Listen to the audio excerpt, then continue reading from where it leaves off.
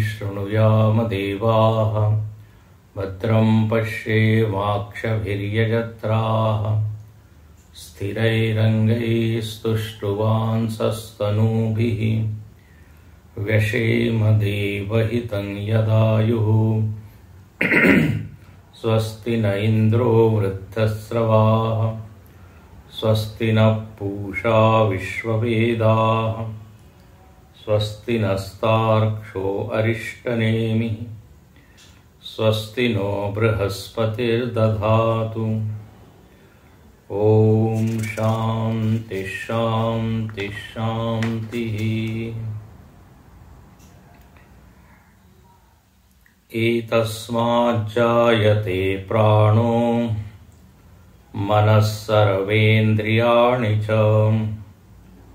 कं वायुज्योतिरापः पृथिवी विश्वस्य धारिणी। एतस्माज्जायते प्राणः मनः सर्वेन्द्रियाणि च खं वायुज्योतिरापः पृथिवी विश्वस्य धारिणी।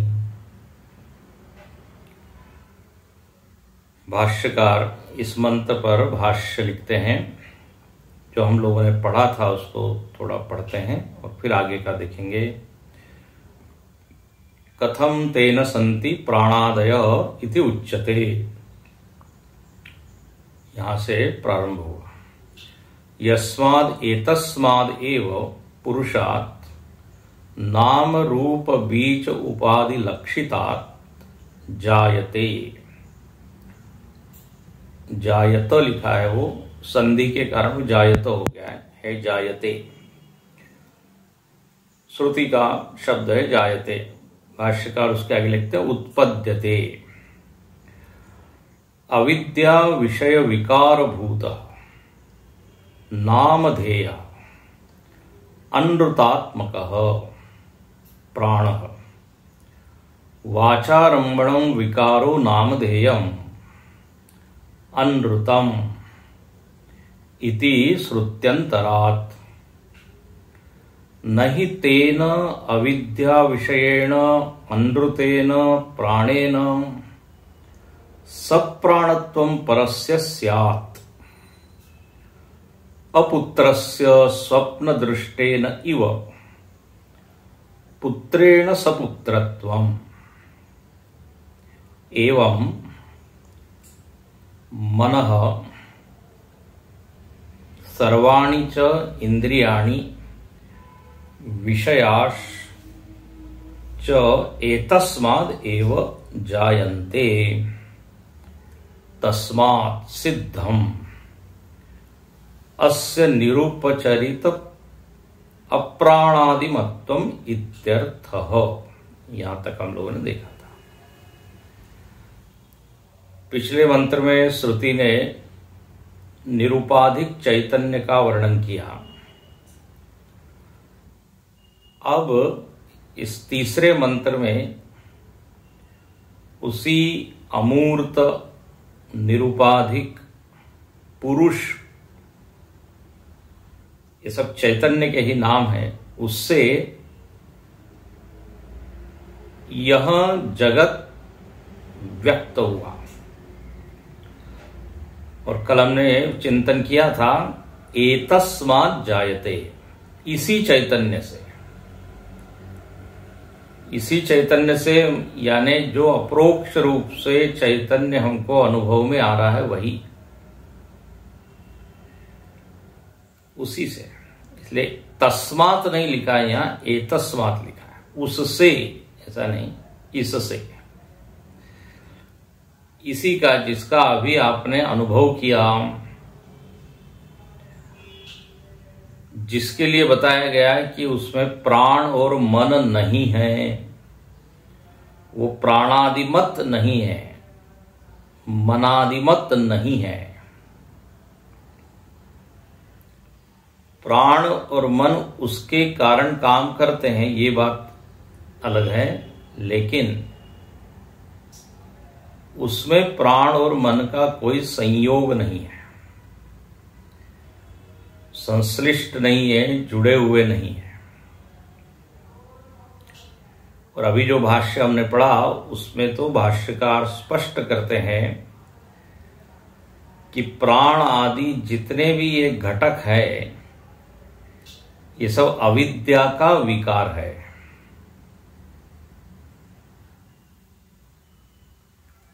अविद्या का विकार होने से रिकॉर्डिंग इन प्रोग्रेस।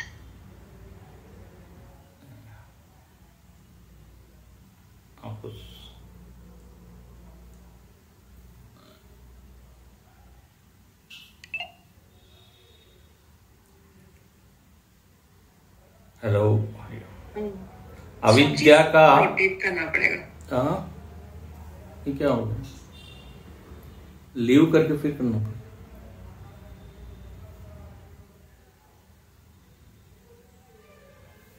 अभी आ रहा है? हाँ समझिए, आ रहा है। फोन को रोटेट। हाँ ठीक है समझ।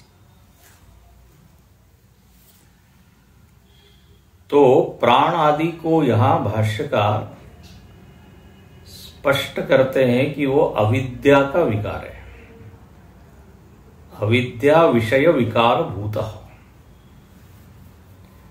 और श्रुति का आधार लेके कहते हैं कि ये हमारा मत नहीं है। श्रुति दो श्रुतियों को यह उद्धृत करते हैं। वाचारंभणम विकारो नामधेयम और अनृतम, जो ऋतम नहीं है। तो चूंकि प्राण आदि स्वप्नवत है, ऐसा वो कहते हैं। जैसे स्वप्न में कोई पुत्र उत्पन्न हुआ तो जागृत पुरुष को आप सपुत्र नहीं कहेंगे कि अब वो एक पुत्र वाला हो गया, पुत्र से जुड़ गया, वो अपुत्र ही रहेगा। ऐसे ही प्राण मन आदि स्वप्नवत होने के कारण, अविद्याजन्य होने के कारण आत्मा अप्राण और अमन ही रहेगा। देखो ऐसा यहां लिखा, तस्मात् सिद्धम अप्राणादिमत्वम्। यदि प्राण मन आदि को हम सत्य माने, ध्यान से सुनिएगा, समसत्ताक माने, जो सत्ता आत्मा की है, चेतना की है, उतनी ही सत्यता यदि प्राण और मन में है तो निश्चित ही इन दोनों का संयोग हो सकता है, चैतन्य का और प्राण का। लेकिन अविद्याजन्य होने के कारण उसकी सत्ता भासमान सत्ता है, क्या प्रतीयमान सत्ता है। प्रतीति को कोई मना नहीं कर रहा है। कल भी हमने कहा था, शरीर की प्रतीति को कोई मना नहीं कर रहा है। शरीर तो दिख रहा है, प्राण अनुभव में आ रहे हैं, मन अनुभव में आ रहा है, लेकिन उसके अंतरंग आप यदि प्रवेश करके विचार करें कि क्या ये रहेगा क्या हमेशा, और ये आया कहां से है, तो मालूम पड़ेगा ये तो केवल कैसा है, नामधेय, नाम मात्र है, कहने के लिए। जैसे नाटक में कोई भूमिका निभा रहा है तो नाम मात्र के लिए, 3 घंटे के लिए उसने एक नाम धारण किया हुआ है,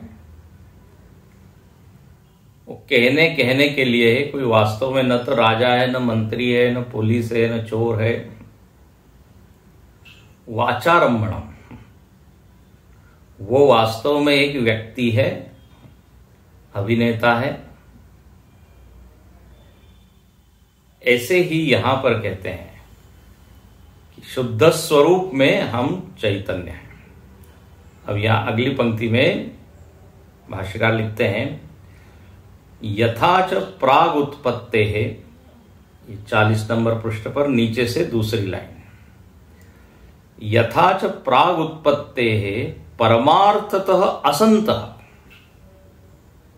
हाँ, प्राण आदि उत्पत्ति के पहले तो वो है नहीं पारमार्थिक रूप से, मतलब पहले वो नहीं है।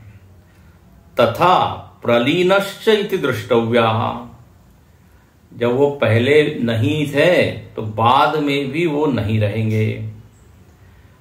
तो ये पूरा जगत, शुरुआत यहां प्राण से की है, प्राण से शुरुआत करके पृथ्वी तक ले गए हैं इस एक मंत्र में। इसमें समूचा जगत आ गया, अभी आगे हम देखेंगे। तो ये सब का सब अविद्याजन्य होने के कारण पहले नहीं था, बाद में भी नहीं होगा। इसलिए मध्य में जो लग रहा है कि है वो भी नहीं है। आदावन्ते च यन्नास्ति वर्तमानेपि तत्तथा। मांडुक्य कारिका में कारिका लिखते हैं गौड़पादाचार्य जी कि जो चीज पहले नहीं है बाद में भी नहीं रहेगी वो मध्य में भी नहीं है। जबरदस्त ये सिद्धांत। लोग कहते पहले नहीं थी बाद में नहीं, लेकिन अभी तो होनी चाहिए ना, अभी तो दिख रही है। दिखने मात्र से हो जाएगी ऐसा नहीं होता। तो परमार्थतः असंत, एब्सोल्यूट रियलिटी, पारमार्थिक सत्ता इसकी नहीं है। तो स्वतः सिद्ध सत्ता ही पारमार्थिक सत्ता है, और वो दिव्योऽयमूर्त पुरुष वो है। अच्छा, अब कहते हैं इसी से ये प्रतीयमान जगत आया। अब आप कह सकते हैं प्रतीयमान जगत, आभासिक जगत, तो बोले इसमें क्या क्या आया? तो थोड़ा सा है, दो चार घटक गिना देते हैं। कहते हैं यथा करणानि, बोले करण, ये करण आदि भी लग रहे हैं लेकिन ये भी वास्तव में है नहीं। जैसे मन और प्राण, तो कहते हैं यथा करणानि मनः च इंद्रियाणि च तथा शरीर विषय कारणानि भूतानि। अब देखो श्रुति में शब्द आया प्राण के बाद मन, मन के बाद आया सर्वेंद्रियाणि, तो यही लिखते हैं मन और करण। मन को अंतःकरण कहते हैं, इंद्रियों को बहिर्करण कहते हैं। तो बोले ये सब जायते, और शरीर और फिर विषय भूत, हाँ जिससे शरीर बना है वो भूत जो है, शरीर विषय कारणानि भूतानि, शरीर और विषय के जो कारण है जिससे शरीर बना, बोले वो क्या है? भूत, पंचभूत, तो पंचभूत है। अब देखिए श्रुति, मूल श्रुति में क्या है? प्राण और मन, और उसके बाद इंद्रियाणी, और उसके बाद क्या है? भूत।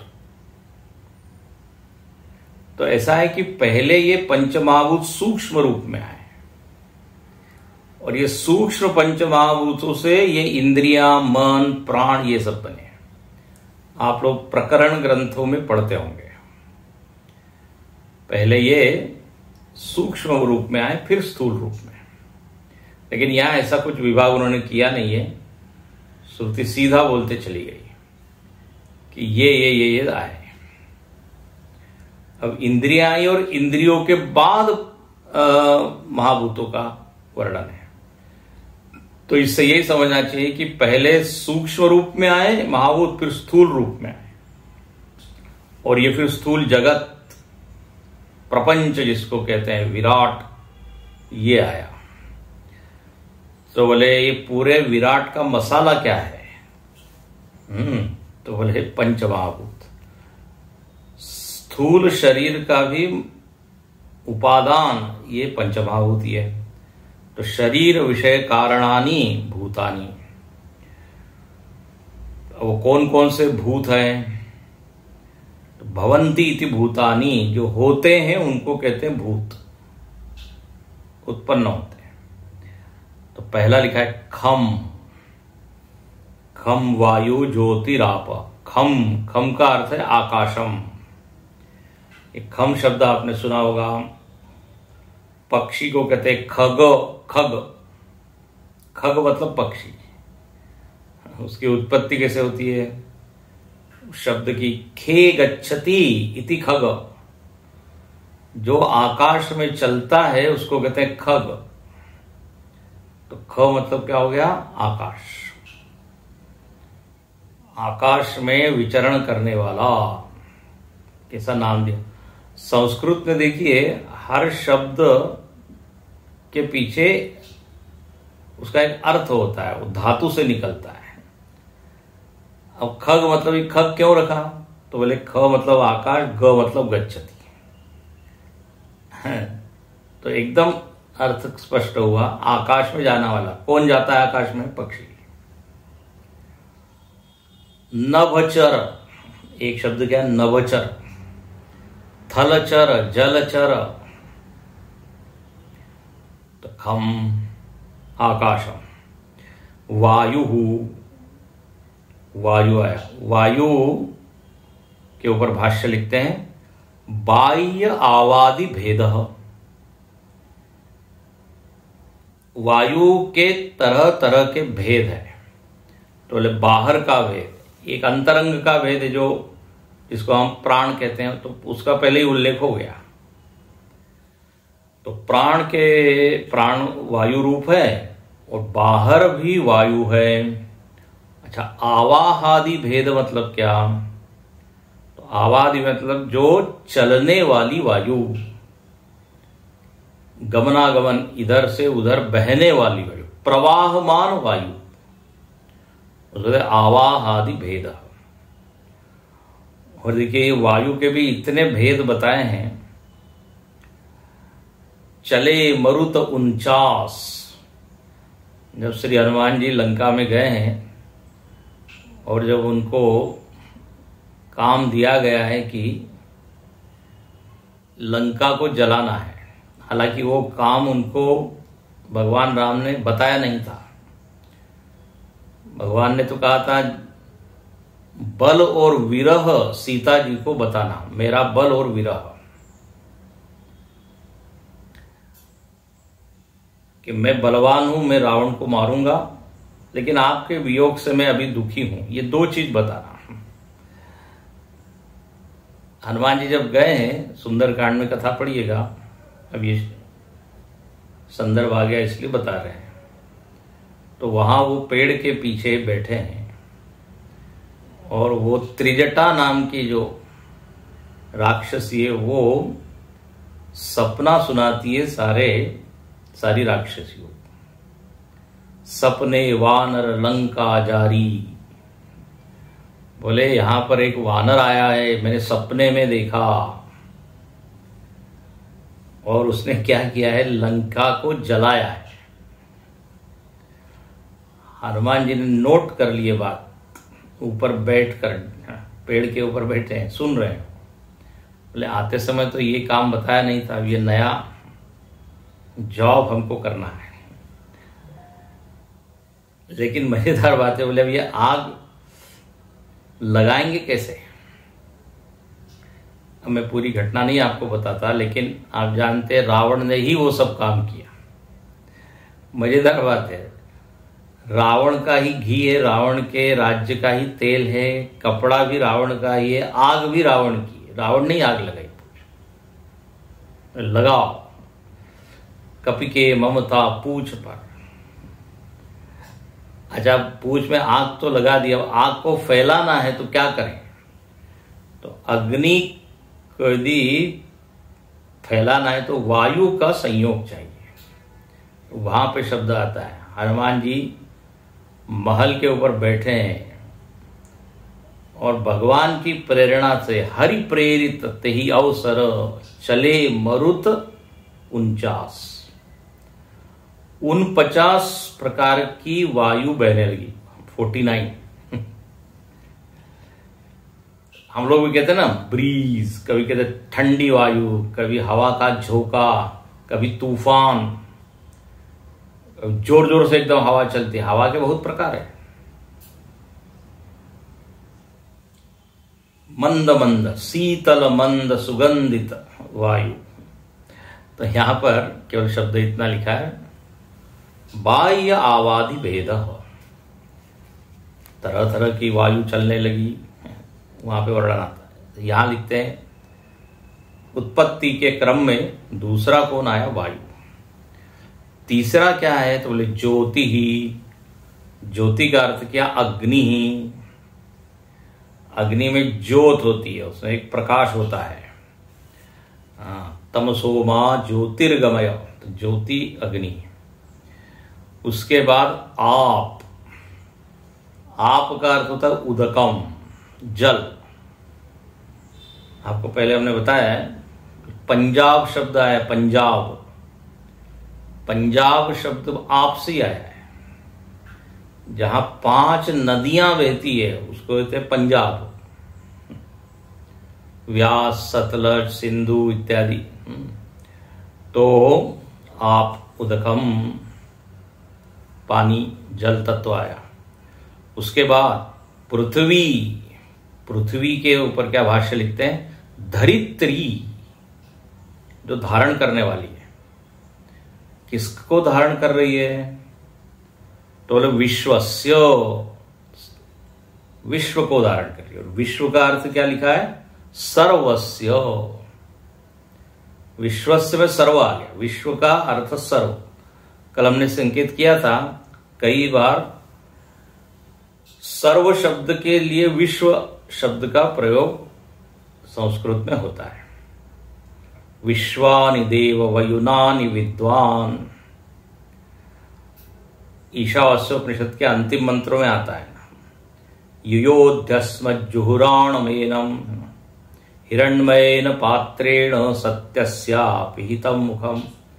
उसमें वह आगे आएगा, बोले मेरे जितने कर्म है वो कर्म से मेरा छुटकारा हो। तो वहां विश्वानी शब्द आया है। सर्वाणी के लिए विश्वानी, सब। आप देखिएगा तो विश्वस्य का अर्थ क्या? सर्वस्य। सबको धारण करती है, ये पृथ्वी माता है। हाँ, देखिए इसमें पृथ्वी ने कितनी चीजों को धारण किया हुआ है। धूल के कण से लेकर हिमालय तक, जल की बूंद से लेके 7 समुद्रों को, सबको उसने जगह दी है। और ये पृथ्वी को माता कहा है। माता क्षमा करने वाली होती है। तंग करता है वो बच्चा, लेकिन मां उसको उतना ही प्रेम देती है। तो ये हम लोग भी इस पृथ्वी को परेशान करते हैं, लेकिन पृथ्वी हमको बाहर फेंक नहीं देती कि उड़ जाओ, आकाश में जाओ। तो धारण किए हुए हैं। इसलिए पृथ्वी का नाम ही एक क्षमा। और सुबह उठ के हम पृथ्वी से क्षमा मांगते हैं। समुद्र वसने देवी पर्वतस्य, तो धारण करने वाली, उसके प्रति कृतज्ञता व्यक्त करनी चाहिए। तो बोले इस तरह से ये 5 महाभूत क्या हुए? प्रकट हो गए। अच्छा, अब यहां पे भाष्यकार, श्रुति ने तो केवल बोल दिया कि ये 5 आए, क्रम भी बता दिया। पहले आकाश, वायु, अग्नि, बिल्कुल इसी क्रम से आए। अब इसी क्रम से क्यों आए? अग्नि से क्यों नहीं, या पृथ्वी क्यों नहीं पहले? तो देखो, अब ये वेदांत का विषय है। वेदांत में समझाया गया कि पहले आकाश क्यों, उसके बाद वायु क्यों, उसके बाद अग्नि क्यों। ये क्रम ऐसा ही क्यों है ना? ये कोई प्रश्न कर सकता है। तो उसका उत्तर यहां देते हैं कि इन महाभूतों में आप देखेंगे गुणों में जो है ना, विकास हुआ है। आकाश में 1 गुण है, ये आपने सुना होगा, पढ़ा होगा। वायु में 2 गुण, अग्नि में 3, जल में 4 और पृथ्वी में 5। और नियम ऐसा है कि जिसमें ज्यादा गुण वो ज्यादा स्थूल, और जो ज्यादा स्थूल वो कार्य, वो इफेक्ट। कारण सूक्ष्म होता है, कार्य स्थूल होता है। तो यहां उसी का संकेत करते हैं एक पंक्ति में, एतानीच शब्द स्पर्श रूप रस गंध उत्तरोत्तर गुणानी पूर्व पूर्व गुण सहितानी एतस्मादेव जायन्ते। अब जिन्होंने नहीं पढ़ा है ये विषय, उनके लिए ये नई जानकारी होगी। जिन्होंने पढ़ा है उनको, उनके लिए ये स्मारक होगा, स्मरण कराने वाली पंक्ति है कि भाई आकाश आया, फिर वायु आई, तो आपने अभी भी कहा कि गुण बढ़ते चले गए। तो कौन से गुण किसमें है ये बता दीजिए। तो अब ये संकेत किया, बोले शब्द, सबसे पहले शब्द गुण। शब्द गुणात्मक कौन है? आकाश। आकाश का गुण है शब्द। वायु का खुद का गुण है स्पर्श। अब लेकिन यहां ये एक बात समझने की है, वायु का अपना गुण शब्द है, लेकिन चूंकि वो आकाश से आया है तो वायु में 2 गुण हो गए, पहले वाले का भी और खुद का भी। तो वायु में कौन से हो गए? शब्द और स्पर्श। इसलिए आप देखते हैं वायु चलती है तो शब्द भी उसमें आता है, साए साए, है ना, कहते हवा चलती साए, और उसका स्पर्श का भी अनुभव हमको होता है। ठंडी वायु, गर्म वायु, मतलब ठंडी और गर्म तो अग्नि का गुण है, लेकिन स्पर्श तो होता है। आकाश में स्पर्श गुण नहीं है। जो खाली जगह स्पेस है उसका स्पर्श नहीं होता। स्पर्श गुण किसमें है? वायु में। इसलिए लिखते हैं पूर्व पूर्व गुण सहिता। पीछे वाले महाभूत के गुण ले लेकर आगे का गुण आया है, आगे का महाभूत आया है। अब तीसरा जो महाभूत है अग्नि, तो अग्नि में कौन से आ गए? शब्द स्पर्श रूप। तो रूप अग्नि का खुद का गुण, और शब्द और स्पर्श आकाश और वायु का। क्योंकि नियम यह है कि कार्य में कारण के गुण आ जाते हैं, है ना। अब आपने कोई कपड़ा बनाया, तो कपड़े का गुण कैसा होगा? टेक्सचर कैसा होगा? तो बोले जैसा धागे का होगा। धागा यदि मजबूत तो वस्त्र भी कैसा? मजबूत। तंतु और पट, तंतु यदि कच्चा है, हल्का है, तो फिर वस्त्र की भी क्वालिटी वैसी ही होगी, क्योंकि कारण के गुण किसमें आ गए? कार्य में। तो यहां चूंकि आकाश और वायु कारण है किसका? अग्नि का, तो शब्द और स्पर्श इन दोनों से आए, रूप खुद का है। वायु और आकाश में रूप नहीं है। वायु और आकाश अरूप है, लेकिन अग्नि तत्व जहां आया रूप आ गया। तो जिस जिस भी चीज का हमको रूप दिख रहा है उसमें अग्नि तत्व है, ऐसा समझिए। प्रायः हम लोग अग्नि का गुण क्या मानते हैं? उष्णता। लेकिन अग्नि का ये गुण ज्यादा सही है, वो क्या? रूप, रूपवान है। तो शब्द स्पर्श रूप। अब अग्नि से क्या आया? तो बोले वायु, सॉरी, जल तत्व, उदकम। अब जो जल तत्व है, जल में क्या हो गए? 4 गुण आ गए, शब्द स्पर्श रूप और रस।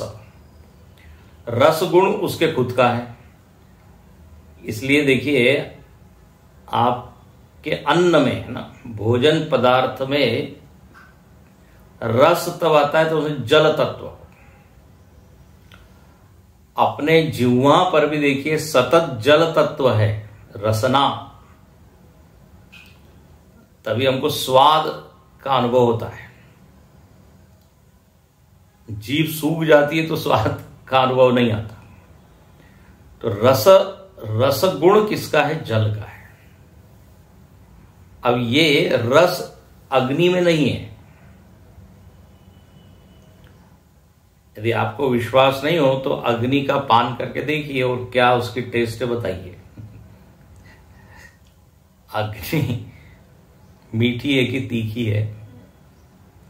अग्नि का पान करने के बाद यदि बताने लायक हम रह जाए तो अग्नि रसहीन, वायु आकाश तीनों है। ये कहाँ है? जल।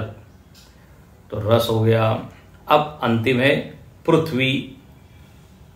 पृथ्वी का खुद का गुण गंध है, गंध गुणात्। गामाविश्य च भूतानि धारयाम्यहमोजसा पुष्णामि च औषधि सर्वा सोमो भूत्वा रसात्मका। पृथ्वी का वर्णन करते हुए भगवान ने वहां लिखा कि मैं पृथ्वी में प्रविष्ट होकर क्या करता हूं? धारण करता हूं। इसे ऊपर आया ना, विश्वस्य धारिणी। वहां भाष्यकार लिखते हैं गंध रूप वाली जो पृथ्वी है, वह भी वहीं से आई है। तो उसका इमीडिएट कारण क्या है? जल। जल से आई पृथ्वी। पृथ्वी में पंच गुण हो गए, इसलिए सबसे अधिक स्थूल हो गई पृथ्वी। वेदांत में ये एक सिद्धांत है कि अधिक गुण तो अधिक स्थूल। इसको आप पकड़ के रखिए। स्थूल और सूक्ष्म का संबंध आकार से नहीं है वेदांत में। प्राय व्यवहार में हम आकार से ही लेते हैं। जिसका शरीर बहुत ज्यादा मोटा तगड़ा हो बोले स्थूल काया, लेकिन वेदांत में ये नहीं है। जो बिल्कुल दुबला पतला है वो भी स्थूल शरीर वाला ही है, और मोटा है वो भी स्थूल शरीर वाला ही है। पंचगुणात्मक ही है। तो स्थूल और सूक्ष्म का निर्धारक नियामक आकार नहीं बल्कि गुण। तो ये सब वेदांत के फंडामेंटल्स है, वेदांत के बिल्कुल प्रारंभिक जो सिद्धांत है। तो ये पंच महाभूतों का इस तरह से विश्लेषण यहां किया। आपको यदि इसके बारे में और अच्छे से पढ़ना हो तो आप पंचदशी का पंच महाभूत विवेक प्रकरण पढ़िएगा। उसमें इसका बहुत विस्तार है। वहां बड़ा बताया एक एक महाभूत में कैसे। अब पृथ्वी में 5 गुण है, तो पृथ्वी में आवाज होता है, कड़कड़ कड़कड़, शब्द है, फिर उसे स्पर्श है, पृथ्वी को आप स्पर्श कर सकते हैं, पृथ्वी का रूप है, पृथ्वी में रस है, इसलिए बच्चे लोग जो है मिट्टी खाते हैं, भगवान कृष्ण ने भी खाई, मृद भक्षण लीला, रस है पृथ्वी में। और गंध, जब बारिश होती है तो एक मिट्टी की एक सुगंध निकलती है, मिट्टी में से गंध आती है। तो उसमें सब विस्तार से बताया है। तो यहां पर लिखते हैं कि इस तरह ये 5 महाभूत जायन्ते हो गया। अब लेकिन यहां मूल बात ये है, कहां से ये सब आया इसको मत भूलिएगा।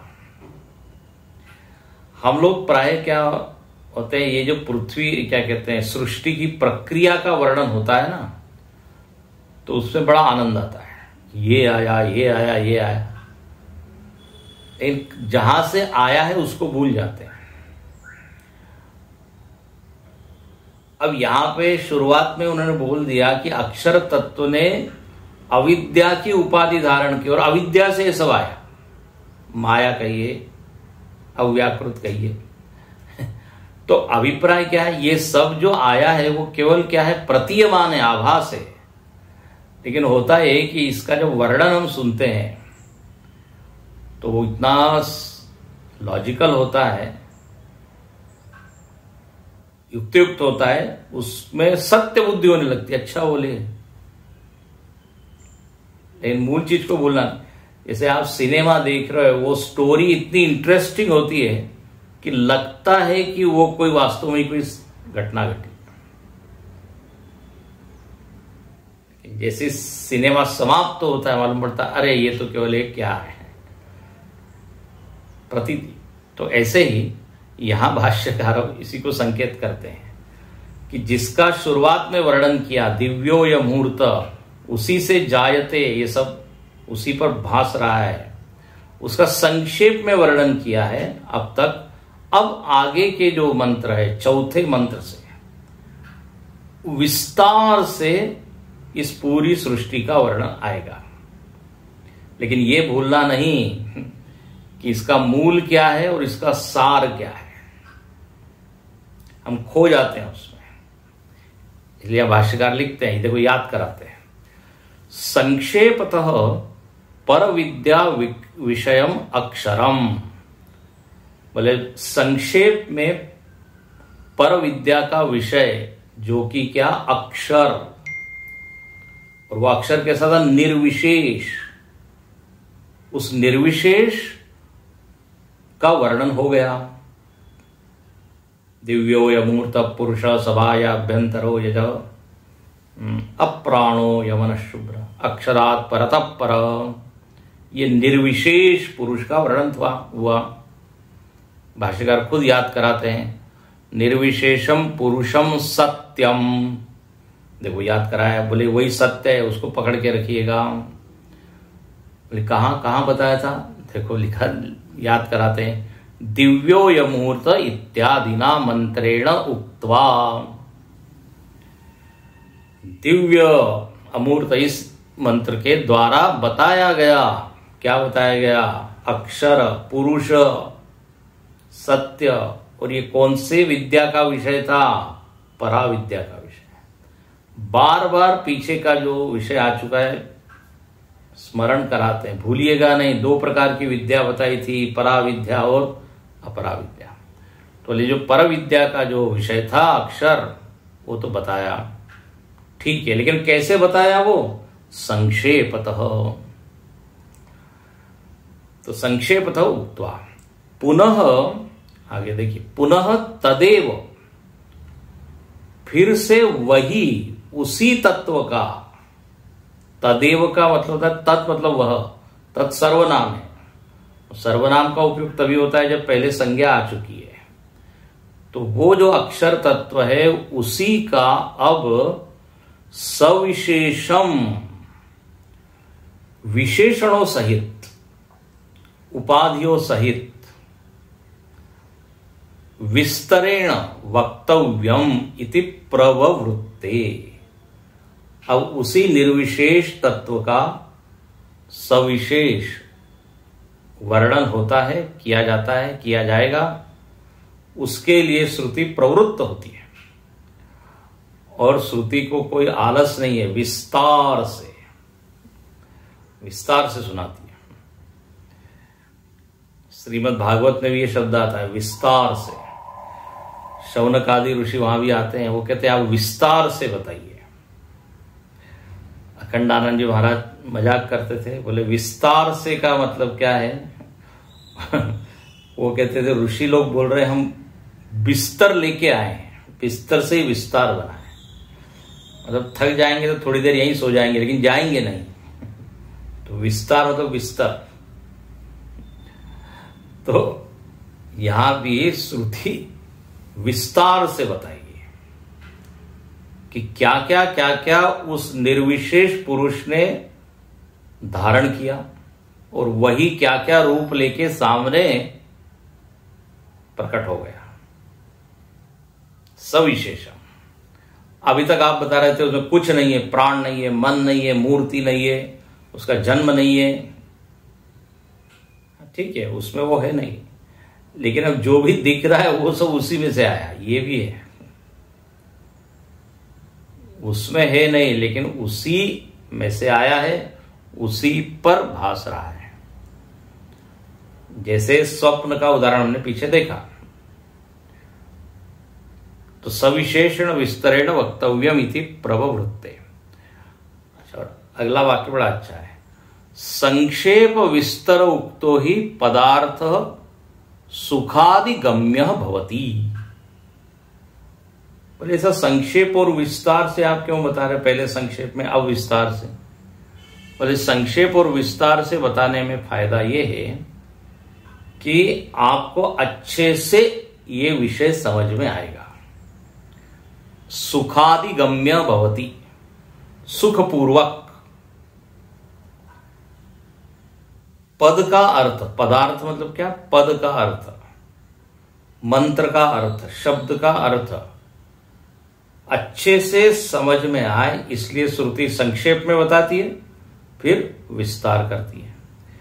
देखिए, ये भी एक समझने की बात है, विषय को हमको संक्षेप में भी बताना आना चाहिए और विस्तार में भी। विशेष रूप से जो लोग प्रवचन करते हैं, व्याख्यान देते हैं।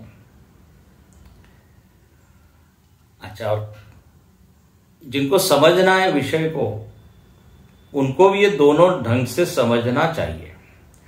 संक्षेप में आप समझ लोगे तो याद रखने में आसानी होगी।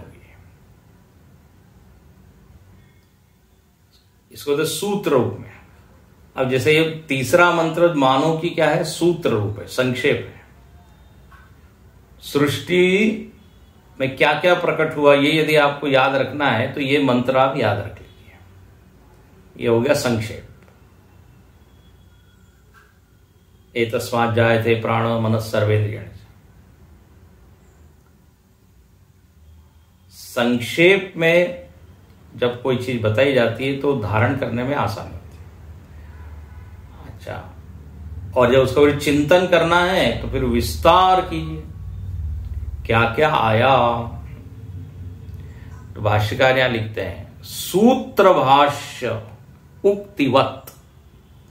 संक्षेप और विस्तार, इसको कहते हैं समास शैली, व्यास शैली। समास मतलब संक्षेप, व्यास मतलब विस्तार। तो इसको कहते हैं सूत्र और भाष्य, सूत्र भाष्य शैली। हमारे जितने भी ग्रंथ है उसमें यही आपने देखा है, सूत्र होता है, उसके ऊपर भाष्य। ब्रह्म सूत्र वेद व्यास जी ने लिखे, शंकराचार्य जी ने उसका क्या किया? भाष्य किया। महर्षि पतंजलि जी ने योग सूत्र लिखे, उसके ऊपर भी एक व्यास भाष्य है। फिर जैमिनी जी ने सूत्र लिखे, उसके ऊपर भाष्य है। तो अल्पाक्षरम असंदिग्धम सारवत विश्वतोमुखम। संक्षेप में, अल्प अक्षरों में जब कोई चीज बताई जाती है तो सूत्र, शॉर्ट में बताइए, लोग कहते हैं शॉर्ट में। तो यहां पर कहते हैं दोनों को आप जानिए। तो सूत्र रूप से तो हो गया, अब भाष्य आगे आएगा। जितने मंत्र है, मानो कि श्रुति ने ही इस मंत्र के ऊपर भाष्य लिख दिया, आगे के 6 मंत्र जो है। अब देखिए, इसलिए भाष्यकार को हम क्या कहते हैं? शंकराचार्य जी को भाष्यकार कहते हैं। वेदव्यास जी को क्या कहते हैं? सूत्रकार। तो हमको सूत्रकार को भी जानना है, व्यास जी ने जो लिखा है वो भी जानना है, और भाष्यकार ने जो भाष्य लिखा है वो भी जानना है। तो ब्रह्म सूत्र भी लोग पढ़ते हैं और फिर उसके ऊपर के भाष्य भी पढ़ते हैं। तो यहां पर यही जो है पद्धति अपनाई है। तो सूत्र भाष्य उक्तिवत इति। अच्छा, ये सब ऐसा क्यों किया है? सुखादिगम्य भवति। देखो, कोई कोई लोगों को संक्षेप में बताने से सब समझ में आया, तो बोले आ गया, हमको ज्यादा डिटेल की कोई जरूरत नहीं है। और कोई लोगों को इतना विस्तार करके बताना पड़ता है। फिर जब पूछा था समझ में आया, बोले हाँ कुछ कुछ आया। तो सुनने वाले भी तो अलग अलग हैं, इसलिए दोनों शैली शास्त्रों में दिखाई पड़ती है।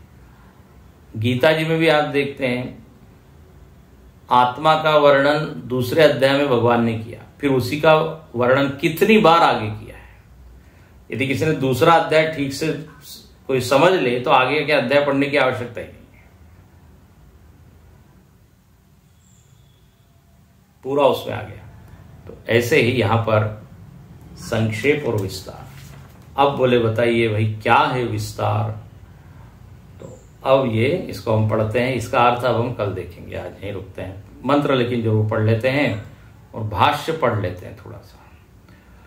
अग्निर्मूर्धा चक्षुषी चंद्र सूर्यो दिशस्रोत्रे वाग्विवृताश्च वेदा वायु प्राणो हृदयं विश्वमस्य पद्भ्यां पृथ्वी येष सर्वभूतान्तरात्मा। अग्निर्मूर्धा चक्षुषी चंद्रसूर्यौ दिशस्रोत्रे वाग्विवृताश्च वेदा वायु प्राणो हृदयं विश्वमस्य पद्भ्यां पृथ्वी येष सर्वभूतान्तरात्मा। ये समझ लीजिए श्रुति की कविता है, श्रुति गा रही है। मजा आ गया श्रुति, क्या क्या क्या क्या आया। अब एक के बाद एक नाम लिए हैं। अग्नि, चंद्र, सूर्य, दिशाएं, वेद, प्राण, पृथ्वी, ये सब आया है। भाष्यकार यहां लिखते हैं योपि प्रथमजात प्राणात् हिरण्यगर्भात् जायते अंडस्य अंतर्विराट स तत्वांतरित तत्वेन लक्ष्यमाण अपि एतस्मादेव पुरुषात् जायते एतन्मयश्च इति एतदर्थमाहो तम च विशिनष्टि।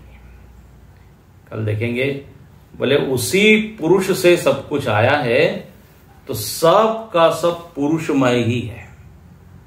अब आगे का बहुत ही काव्यात्मक ऐसा बहुत अच्छा वर्णन है पूरे विराट का। पुरुष एवेदगम सर्वम, इस प्रकरण का एंड में एक मंत्र आता है पुरुष एवेदगम सर्वम, ये सब पुरुष ही है। तो जो कुछ भी है ये एक भगवान का समझ लीजिए विराट एक शरीर है, एक आकार है, ऐसी कल्पना की है। तो जो निर्विशेष था वही सविशेष के रूप में, विराट के रूप में यहां व्यक्त आया। विराट में क्या क्या आया, क्या क्या उसके अंग है, वो सब हम देखेंगे कल। ओम